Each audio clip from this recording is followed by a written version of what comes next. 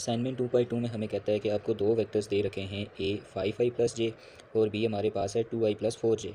हमने find out करना है projection of vector A on B, और दूसरे पार्ट में हमने फाइंड आउट करना है projection of B on A. Student, projection का मतलब क्या होता है?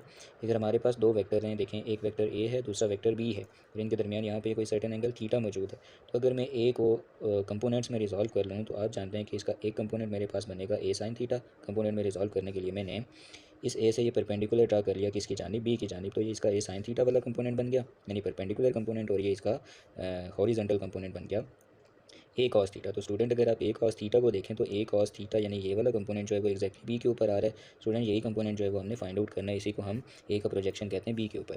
तो हमने क्या फाइंड आउट करना है? Projection of A on B यानी ए कॉस थीटा।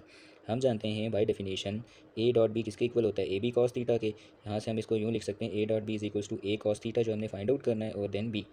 हमने ए कॉस थीटा फाइंड आउट करने के लिए इस ए बी के साथ आके इस बी को जो है वो मैं डिवाइड कर लूँगा, ये वाला जो बी है।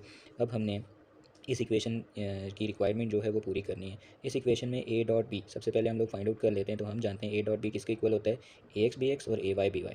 स्टूडेंट, वेक्टर जो हमें दे रखे हैं इसमें जिनके साथ फ़र्ज़ कर लें ए है 5i प्लस जे, तो 5i जो है वो इसका एक्स कंपोनेंट यानी ए एक्स है, और जे इसका वाई कंपोनेंट है। सिमिलरली बी में 2i जो है वो इसका एक्स कंपोनेंट यानी बी एक्स है, और 4j इसका वाई कंपोनेंट है। तो मैंने रेस्पेक्टिव वैल्यूज़ को पुट कर लिया, ए एक्स बी एक्स ए वाई बी वाई, इसको सिंप्लीफाई किया तो मेरे पास इसका आंसर आ गया 14, यानी ए डॉट बी का आंसर मेरे पास क्या आ गया 14। अब मैं बी का मैग्नीट्यूड फाइंड आउट करूँगा, तो मैग्नीट्यूड फाइंड आउट करने के लिए हम क्या करते हैं?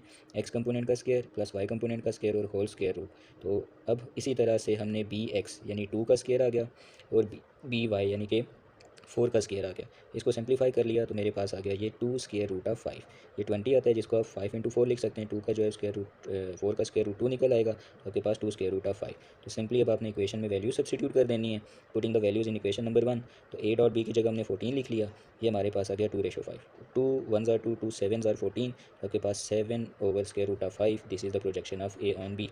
सिमिलरली स्टूडेंट्स, नेक्स्ट क्वेश्चन में हमने जब प्रोजेक्शन फाइंड आउट करना है बी ऑन ए, तो वेरी सिंपल उसी तरह से हमने by definition A dot B A B cos theta लिख लिया।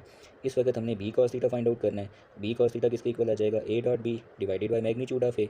ए डॉट बी तो हम पहले से कैलकुलेट कर चुके हैं, ए बी 14, और मैग्नीट्यूड ऑफ ए कैलकुलेट करने के लिए हम क्या करेंगे? उसी तरह से ए के एक्स कंपोनेंट यानी 5 का स्क्वायर और ए के वाई कंपोनेंट यानी 1 का स्क्वायर करके हमारे पास ये आंसर आ गया 26 स्क्वायर रूट। तो बी कॉस थीटा हमारे पास क्या आ जाएगा? 14 ओवर स्क्वायर रूट ऑफ 26, यानी ए डॉट बी इस इक्वेशन के अकॉर्डिंग ए डॉट बी हमारे पास 14 आ गया और ए आ गया हमारे पास 26। This is projection of B on A. Hopes हो कि ये बात आपको समझ में आ गई होगी।